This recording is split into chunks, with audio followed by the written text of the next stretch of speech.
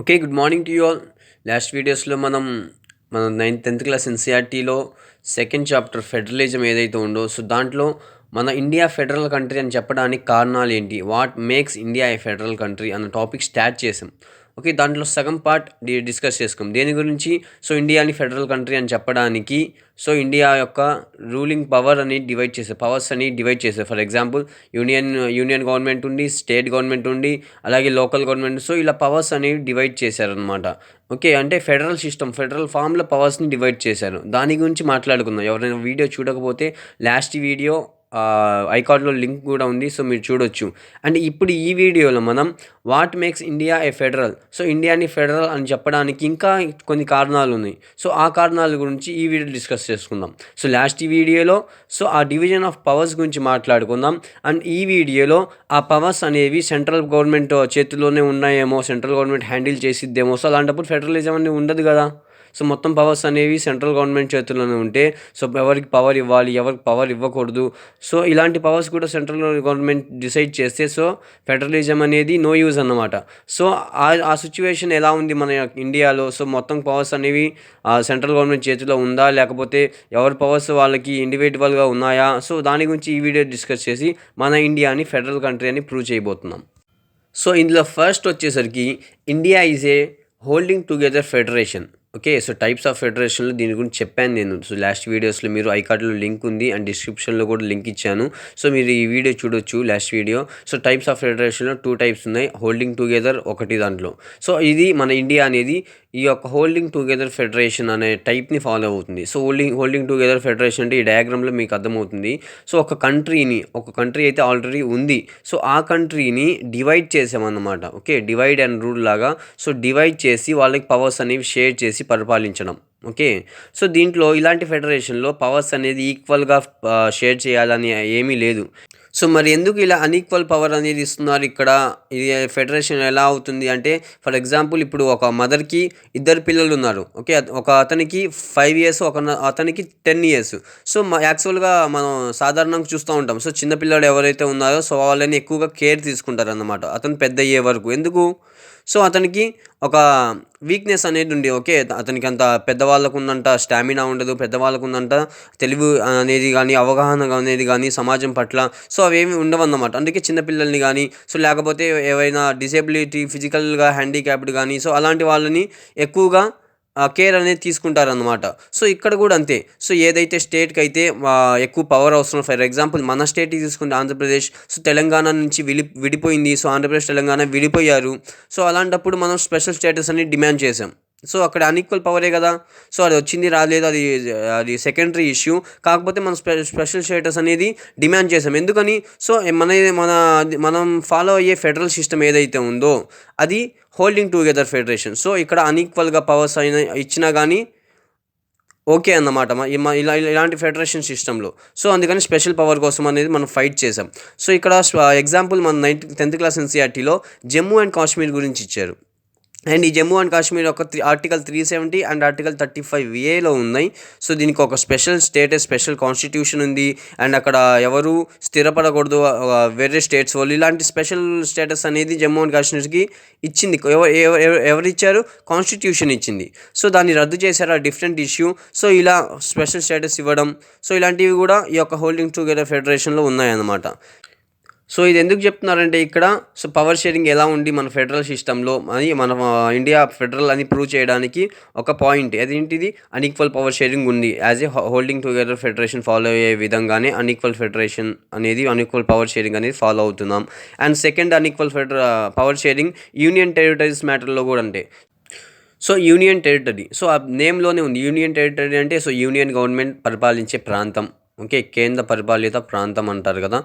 Union territory. Union central government పరిపాలించుద్ది.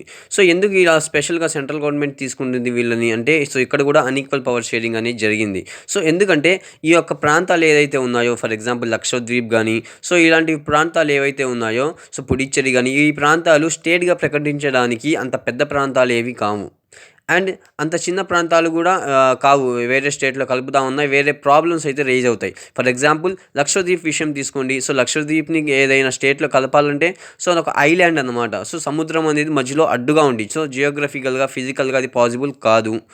And for example ఇంకో మన ఆంధ్రప్రదేశ్‌లో ఉన్న యానం ఉంది. అండ్ తమిళనాడు దగ్గర పుడుచ్చేరి ఉంది. సో, ఈ రెండిటిని పుడుచ్చేరి యూనియన్ టెరిటరీ అంటాం. సో, దీన్ని ఫ్రెంచ్ గవర్నమెంట్ అనేది పరిపాలించి సో, వాళ్ళు ఒక ఒప్పందం చేసుకున్నారు. సో, మన ఇండియన్ గవర్నమెంట్‌తో వెళ్ళేటప్పుడు. సో, ఆ ఒప్పందాన్ని కట్టుబడి మనం ఆ యొక్క ప్లేస్‌ని యూనియన్ టెరిటరీగానే ఉంచేసాం. సో, ఇలా డిఫరెంట్ రీజన్స్ కారణంగా సో, యూనియన్ టెరిటరీని సెంట్రల్ గవర్నమెంట్ అనేవి కొన్ని యూనియన్ టెరిటరీస్‌ని ఫార్మ్ చేసి సో, వాళ్ళ కంట్రోల్‌లో పరిపాలిస్తుందనమాట. ఓకే. సో, ఇక్కడ కూడా అదే ఇచ్చారు. These union territories do not have powers of state. So, స్టేట్స్‌కి ఎలాంటి పవర్స్ అయితే ఉన్నాయో ఇండివిడ్యువల్ పవర్స్, అలాంటి పవర్స్ యూనియన్ టెరిటరీస్‌కి ఇక్కడ ఇవ్వడం లేదన్నమాట. ఎందుకంటే ఆ యూనియన్ టెరిటరీస్ అన్నీ సో, సెంట్రల్ గవర్నమెంట్‌ని చేతిలో పరిపాలించబడుతున్నాయి. ఓకే. సెంట్రల్ గవర్నమెంట్ కంట్రోల్‌లో ఉంటాయి యూనియన్ టెరిటరీస్ అన్నీ. ఓకే. అండ్ థర్డ్ పాయింట్ వచ్చేసరికి పవర్ షేరింగ్‌ని ఎలా మేనేజ్ చేస్తాము దీని గురించి. సో, ఇక్కడ పవర్ షేరింగ్ ఎలా ఇస్తున్నారు, అన్‌ఈక్వల్‌గా పవర్ షేర్ ఎందుకు చేసామనే దాని గురించి మాట్లాడుకుందాం. సో, ఇక్కడ సో, అన్‌ఈక్వల్ పవర్ షేరింగ్‌ని ఎప్పుడైనా మార్చాలనుకుంటే సో, సెంట్రల్ గవర్నమెంట్ ఎప్పుడు పడితే అప్పుడు మార్చొచ్చా? సో, సెంట్రల్ గవర్నమెంట్ ఇష్టమా? సో, ఇలాంటి క్వెషన్స్ అయితే రైజ్ అవుతాయి. ఇంకా ఫెడరలిజం అయితే ఎక్కడుంది? సో, ఇండివిడ్యువల్ పవర్స్ అయితే ఎక్కడిచ్చారు స్టేట్‌కి అండ్ లోకల్ రీజన్స్‌కి ఇండివిడ్యువల్ పవర్స్ అయితే ఇవ్వలేదు కదా! సో, ఇలాంటి క్వెషన్స్ అయితే రైజ్ అవుతాయి. సో, దానికి ఆన్సర్ ఇక్కడ థర్డ్ పాయింట్‌లో ఇచ్చారనమాట. So, power sharing arrangement is a basic structure of constitution. This cannot be changed easily. So, power షేరింగ్‌ని ఫర్ ఎగ్జాంపుల్ ఇక్కడ జమ్మూ కాశ్మీర్‌కి పవర్ ఇచ్చారు. And article 370 and 35A. So, దాన్ని మార్చాలంటే సో, చాలా సంవత్సరాలు గడిచిపోయిన తర్వాత రీసెంట్‌గా మార్చారు. ఒక 3 ఇయర్స్ 2 ఇయర్స్ బిఫోర్. సో, దాన్ని 370 అండ్ 35ని మార్చాలంటే సో, చాలా స్ట్రైక్స్ జరిగాయి. చాలా గొడవలు జరిగాయి. అంత ఈజీ కాదన్నమాట. సో, అలాగే ఎవ్రీథింగ్ సో, పవర్ షేరింగ్ అనేది ఒక పవర్‌ని కావాలన్నా, పవర్‌ని వద్దన్నా సో, మార్చాలంటే చాలా ఈజీ ప్రాసెస్ అయితే కాదు. ఫర్ ఎగ్జాంపుల్ ఆంధ్రప్రదేశ్‌కి స్పెషల్ స్టేటస్ కావాలి. సో, అది కావాలంటే సో, చాలా ధర్నాలు చేశారు. సో, చాలా జరిగింది. And Andhra Pradesh and Telangana divide అవ్వాలి. సో, దానికోసం కూడా చాలా జరిగాయి. ఫైట్ జరిగింది. ఓకే.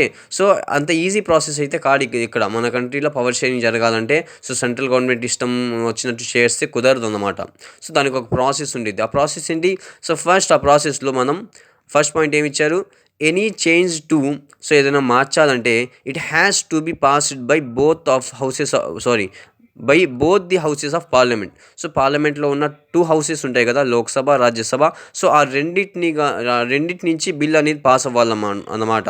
సో, మరి ఈ యొక్క 2 పార్లమెంట్ హౌసెస్ ఉన్నాయి కదా. So, houses of parliament 2 houses ఉన్నాయి కదా. సో, ఆ హౌసెస్‌లో ఎంతమంది సపోర్ట్ ఇస్తే ఈ యొక్క బిల్ పాస్ అయ్యిద్దంటే అట్‌లీస్ట్ 2/3 అంటే ఫర్ ఎగ్జాంపుల్ 300 మంది ఉన్నారనుకోండి ఒక హౌస్‌లో. సో, దాన్ని 3 పార్ట్‌లు చేయండి. సో, మనకు అర్థం అవ్వడం కోసం చెప్తున్నాను. సో, 300 మెంబర్స్ అని. సో, 300 మంది ఉంటే 300 మెంబర్స్ ఉంటే సో, 3 పార్ట్స్ చేస్తే 100, 100, 100 ఓకే. 300 ఓకే. సో, 300గా డివైడ్ చేసాం. అందులో 200 మంది అంటే 2 భాగాలు అంటే 3 భాగాలుగా డివైడ్ చేసాం. దాంట్లో 2 భాగాలు మన యొక్క బిల్‌కి సపోర్ట్ చేయాలి. సో, అప్పుడు ఈ యొక్క బిల్ అనేది పాస్ అవుతుంది. ఓకే. అండ్ మన స్టేట్ లెజిస్లేచర్ విషయానికొస్తే it should be at least half of the states. Okay.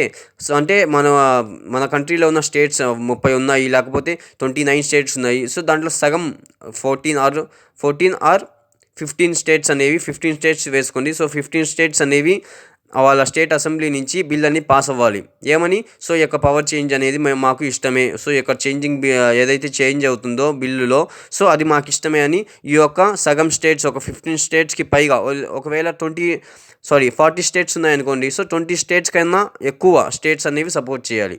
Okay. అప్పుడు బిల్ అనేది పాస్ అవుద్ది. సో, లోక్సభ అండ్ రాజ్యసభలో 2/3 మెంబర్స్ పాస్ చేయాలి. అండ్ మన స్టేట్ అసెంబ్లీకి వచ్చేసరికి మన కంట్రీలో ఉన్న స్టేట్స్‌లో సో, సగం స్టేట్స్ అంటే 40 ఉన్నాయనుకోండి 20 స్టేట్స్ కన్నా ఎక్కువ. సో, 30 ఉన్నాయనుకోండి 15 స్టేట్స్ కన్నా ఎక్కువ. ఇలా సగం కన్నా ఎక్కువ స్టేట్ అసెంబ్లీస్ అనేవి ఈ యొక్క బిల్‌కి సపోర్ట్ చేయాలన్నమాట. సో, అప్పుడే ఈ యొక్క బిల్ అనేది పాస్ అవుతుంది. అండ్ ఇక్కడ వర్కింగ్ ఇన్స్టిట్యూషన్ మనం రివైజ్ చేసుకోవాలి ఒకసారి. 9th క్లాస్‌లో వచ్చిన వర్కింగ్ ఇన్స్టిట్యూషన్ టాపిక్ ఏదైతే ఉందో సో, అది రివైజ్ చేసుకోవాలి. ఎందుకంటే ఇక్కడ దాని గురించి ఇచ్చారు. సో, దాంట్లో ఈ యొక్క బిల్ పాసింగ్‌లో కానీ ఈ యొక్క ఏదైనా డిస్ప్యూట్ వస్తే కానీ సో, ఇది ఎక్కడికి వెళ్తారు? Judiciary okay. కోర్ట్స్ కానీ, జడ్జెస్ కానీ సో, వీళ్ళందరూ వస్తారనమాట. సో, వీళ్ళ చేతుల్లోకి అయితే ఈ యొక్క టాపిక్ అనేది వెళ్ళిపోయిద్దారు. ఎందుకని ఇక్కడ ఓకే. సో, రాజ్యసభలో, లోక్‌సభలో గానీ అండ్ ఇక్కడ స్టేట్ అసెంబ్లీస్‌లో గానీ ఏదైనా బిల్లు గురించి గానీ ఏదైనా డిస్కషన్ వచ్చింది. ఒక డిస్ప్యూట్ వివాదం రైజ్ అయింది. గొడవ జరిగే సిట్యుయేషన్ వచ్చింది. ఓకే. సో, అంత ఈజీగా అయితే జరగదు గదా! ఇక్కడ ఇచ్చారు గదా! అంత ఈజీగా అయితే జరగదు. సో, అలాంటప్పుడు ఏదైనా గొడవ గానీ, వివాదం గానీ రైజ్ అయ్యేటప్పుడు ఈ యొక్క జ్యుడిషియరీకి ఆ పవర్స్ అనేది ఇస్తారు. ఏ పవర్సు? ఈ యొక్క బిల్ అనేది పాస్ చేయాలా లేదా? లేకపోతే ఈ యొక్క బిల్లు గురించి జ్యుడిషియరీ ఏముంటుంది. సో, ఇలాంటి డెసిషన్ అనేది జ్యుడిషియరీకి వదిలేస్తారనమాట. కోర్ట్స్‌కి వదిలేస్తారు. సో, ఈ యొక్క కోర్ట్స్ ఏవైతే ఉన్నాయో, ఈ యొక్క జ్యుడిషియరీ సిస్టమ్ మన కంట్రీలో ఇండిపెండెంట్ ఒక సిస్టమ్ అన్నమాట. ఇండిపెండెంట్ ఇన్‌స్టిట్యూషన్ ఏదైతే ఉందంటే అది జ్యుడిషియరీ సిస్టమ్ అన్నమాట. సో, ఈ యొక్క జ్యుడిషియరీ సిస్టమ్‌కి చాలా పవర్స్ ఉంటాయి. సో, వీళ్ళు ఆ యొక్క డిస్ప్యూట్‌ని ఎండ్ చేసేసి దానికి మంచి సొల్యూషన్ అయితే డిసైడ్ చేసి ఫైనల్ డెసిషన్ అయితే ఇచ్చేస్తారు. అండ్ సో, ఇది మన ఇండియాని ఫెడరల్ కంట్రీగా ప్రూవ్ చేయడానికి మనం 2 వీడియోస్‌లో ఈ టాపిక్ కవర్ చేసేసాం. పార్ట్ 1, పార్ట్ 2 అండ్ నెక్స్ట్ వీడియోలో మనం how is federal system practised అన్న టాపిక్, అంటే మన ఇండియాలో ఆ కంట్రీలో మా ఫెడరల్ సిస్టమ్ని ఎలా అమలు చేస్తున్నారు. సో, ఓకే, ప్రాక్టికల్గా ఎలా ఉంది. ఫర్ ఎగ్జాంపుల్ డిఫరెంట్ లాంగ్వేజెస్ ఉన్నాయి, వాళ్ళకి పవర్ షేరింగ్ ఎలా, and central and state government ఎలా టుగెదర్గా అంటే కలిసికట్టుగా ఎలా వర్క్ చేస్తున్నాయి పవర్ షేరింగ్ చేసుకొని. ఒక ప్రాక్టికల్ వ్యూ అనేది నెక్స్ట్ వీడియోలో మనం చూద్దాం. ఓకే. Thank you.